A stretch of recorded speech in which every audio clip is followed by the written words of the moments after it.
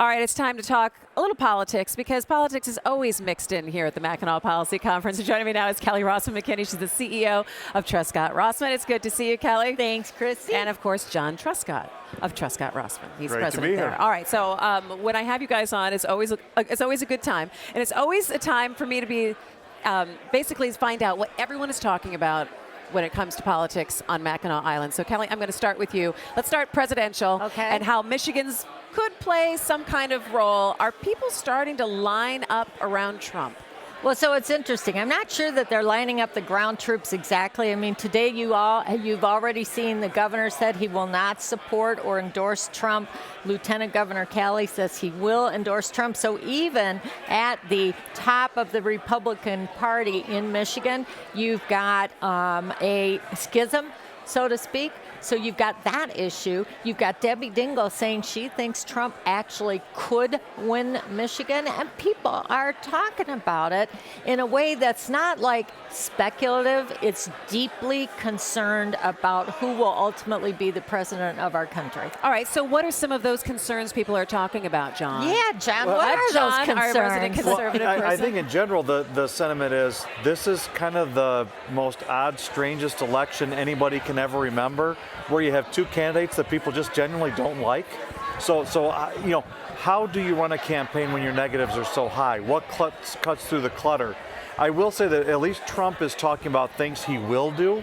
I don't think Hillary has laid out an agenda yet. It's all about why Trump is bad. And so that's going to be where this comes down to. All right, Kelly, you want to respond to that? Well, let me just ask you, what content, in terms of real, true, substantive content, has Trump laid out there? I'm going to build a wall. He's going to build a wall. Really? Okay. He's going to build something. He's going to build And someone else is going to wall. pay for it, he said. So Kathleen Parker, just to reinforce what JT said, Kathleen Parker, the syndicated columnist, said this is the election of our disaffection, and neither candidate is likable. But PJ O'Rourke said, hey, I'm voting for Hillary because she's wrong, but she's wrong within the parameters of normal, and I'm okay with that. She's not as wrong as he is wrong. Well, and he's unpredictably wrong. You know, it's funny because, John, you and I sat down and talked about this in November, and we were talking about how Trump was this kind of wild, and we thought that he was going to say something within the next 3 weeks that was going to bounce him out of the race. And in turn, it feels like this is something that no one has been able to predict what will happen next year. Yeah, show me a pundit who got it right, that said he would actually be the nominee. And you're right, every week he said something that we thought would get him bounced, and it made him stronger. Now you get to a general election population or universe, it's completely different than a primary, but I don't see what stops it. People like you said, the disaffection in the process, in the system is so great, and the power brokers controlling everything, people are just fed up and they're looking for something else. And I think that's a big issue for Hillary to overcome, is that she's been in the system at a time when the voters are really anti-traditional system. Right, So what are the issues that are going to resonate besides just anger with the status quo in Michigan for Michigan voters, do you think?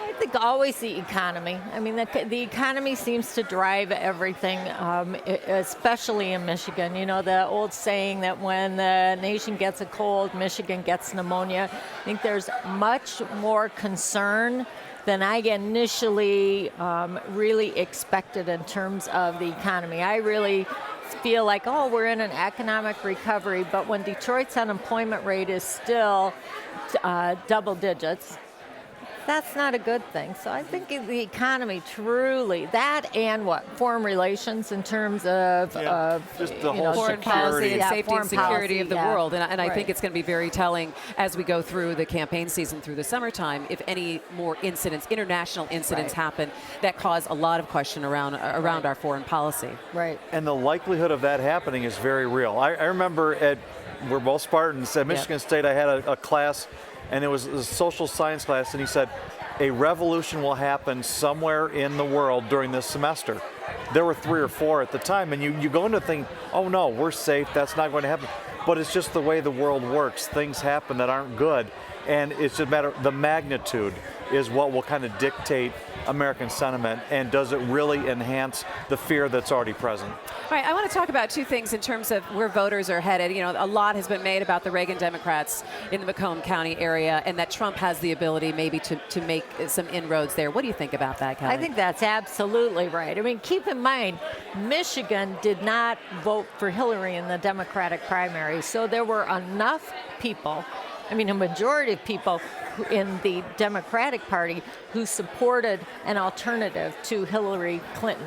So the question is, where will those folks go? Will they suck it up and vote for Hillary, or will they not vote, or will they vote for Trump? I mean, I think Michigan's definitely in play, and Macomb County is a real interesting sort of Reagan Democrat thermometer, for lack of a better word. What do you think, John? I think most people are not political, or you know, they're independent, and they look for the person, so they're not really clearly defined or aligned with one party or the other. So they're looking for a reason to vote either for or against somebody, and I think there's a real opportunity there. I do think the Macomb County, the hardworking men and women all across the state, but it's really crystallized in Macomb County.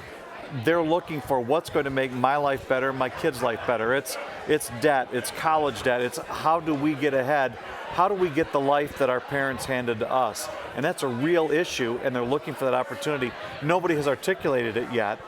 So do we look at, you know, her opportunity is to get out front and say why she would be different, attach herself to the Bill Clinton economy, and Trump's opportunity is to say, I'm different, there's a path forward, we're going to make America great again. What about, you know, so much has been made of younger people who are coming out, turning out in droves for Bernie Sanders.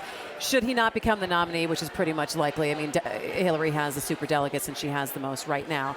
But where will those young people go? Will they still feel, you know, and I can get behind her, or they sit this out? Well, part of it, Christy, really depends on what Bernie Sanders himself does. So, number one, if he's a VP candidate, the VP candidate, I think they all follow him. If he endorses her, I think they all follow him. But if he sits on the sidelines, I'm not sure how many young people will feel as motivated to vote. You know, it's really motivating to be excited to vote for a candidate. I think this is the first time really, and we've talked about this a lot, where neither candidate truly inspires. I mean, I've certainly got my preferred candidate, Hillary Clinton, right. But this is the first time I can recall when I've truly been troubled about who the opponent is, and deeply concerned about what happens if that person wins.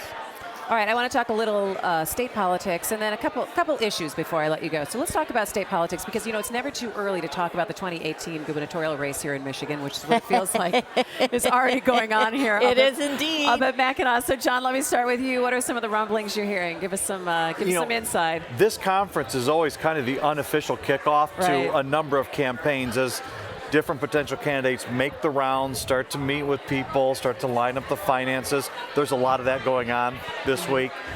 Gretchen Whitmer and Dan Kildee on the Democrat side. I saw Bill Schuette around Lieutenant Governor Brian Kelly's on a panel. They're all meeting with people, talking, and so it's out there. It's not really out front, but it's definitely starting.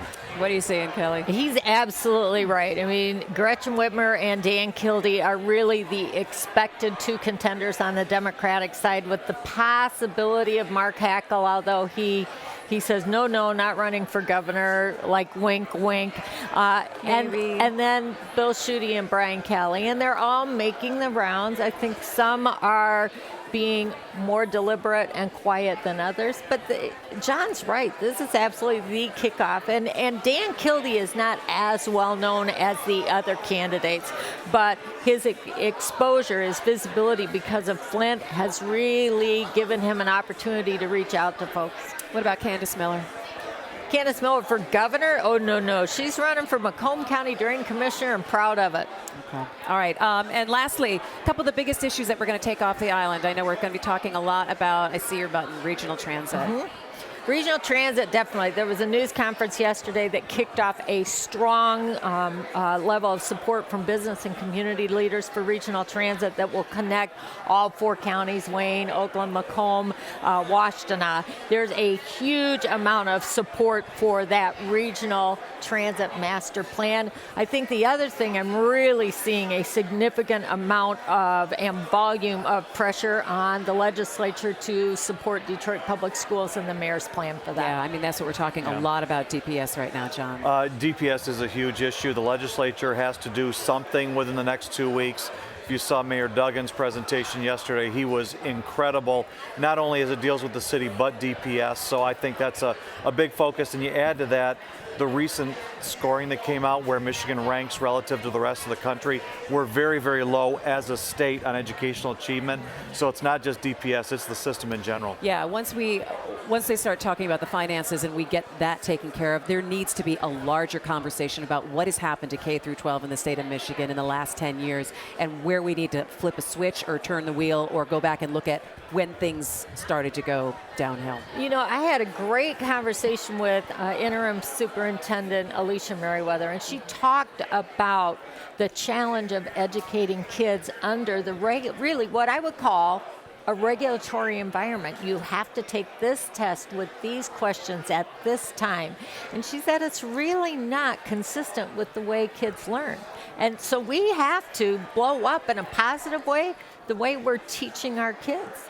All right, we're going to have to leave it there. Kelly Rossman, thanks so much for joining me, and also John Truscott.